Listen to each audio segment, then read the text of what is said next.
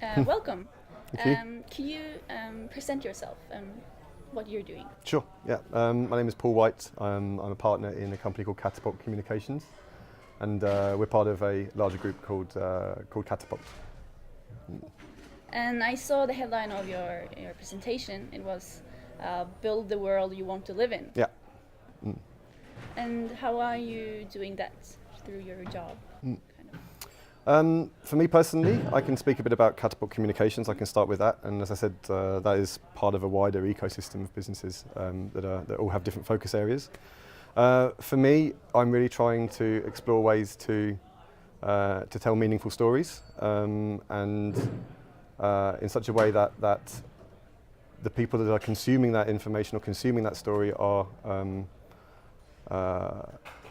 seeing a different perspective. So particularly if you see the standard media narratives that are played out around the world, they tend to be very divisive and are very much an us and them kind of mentality.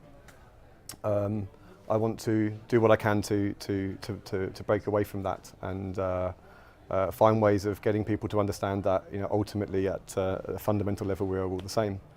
So that's kind of one aspect of it.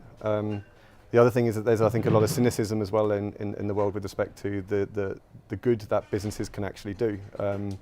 There's this viewpoint that capitalism is all bad, and that there is this scarcity-based, resource-based economy which is eating away at the planet. And of course, I agree with that. But there are also many businesses in the world that are actually exist to do something positive and something good for the world and to solve problems that we're having. And I want to communicate their message as well and help people understand that those businesses exist and that there are people there that are actively working to deal with the problems that we're facing.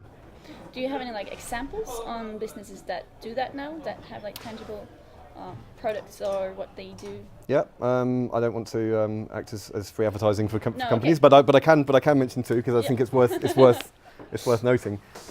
So, for example, Dell, they have committed to, I think it's 30% of the packaging that they use. They've committed to taking that from ocean plastics.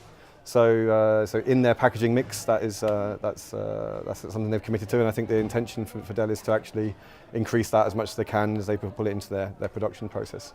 Then you have companies like, I also mentioned this in my talk earlier, like Adidas, that have worked with a company called Parley for the Oceans.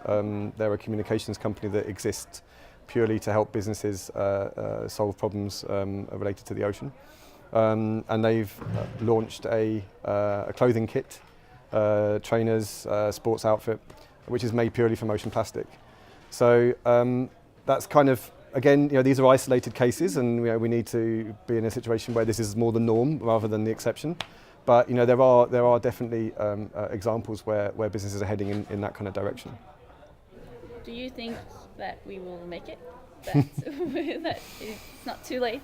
I am an optimist, absolutely, but not a blind optimist. You know, we have a lot of work to do, and the thing that I'm also, when I think about this, the thing that I also realise is that these every problem that we have right now, you know, I guess probably a lot of people here have probably read, you know, Yuval Noah Harari and *Sapiens*, and have read a lot of his kind of thought on this. But every problem that we have right now is a human-created problem. I mean, there's nothing in nature that is a problem for us, apart from maybe, you know, back in the savannah, you know, a tiger or a lion trying to get us or something.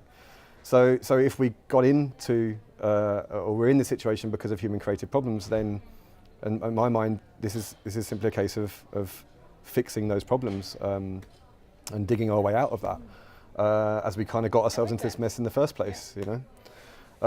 So I think we're absolutely capable of doing it. I mean, if we can land someone on the moon, you know, and that was 40 years ago, I mean... But why are we not doing it then? Or why are some people doing it and not others, kind of? I think it's because the incentive has not been there. Mm-hmm. I don't think that, you know, throughout history, I don't think, you know, the industrialists necessarily intentionally went into what they were doing to you know, destroy the planet. You know, I'm sure when they first struck oil, I don't think they thought that they would be, you know, we would be in the situation that we're in right now. I think the main thing is it's the incentivization. What was motivating people to do to use these resources? You know, why did the gold rush happen? Why did industrialization happen? Why was there efficiencies in production? And I think we need to actually incentivize in the same way going forward, because you know, there's a lot of things that we can try and fix. You know, we can recycle, we can fly less.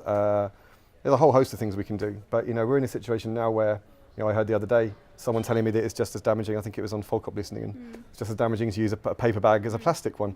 Of course, I don't know if I buy that, but you know, there's a lot of confusion out there. Yeah. So I think what needs to happen is that actually we need to look at the root cause. You know, where did this problem actually come from? The consumer has a certain amount of power, absolutely, but at the same time, where the real shifts can actually happen are in the businesses themselves. And how can you incentivize a business to do something that is beneficial for the planet by maybe, you know, helping them make more money through doing that, or by incentivizing that. And at the moment, up until recently, the focus has been around penalizing, you know, carbon credits, taxation, that kind of stuff. But I think there needs to be a shift towards seeing the opportunities that there are in this for the people who have been making money to continue to make money, and also for more people to make money, at the same time actually healing the world, making it, fixing the problems that we've had. You know.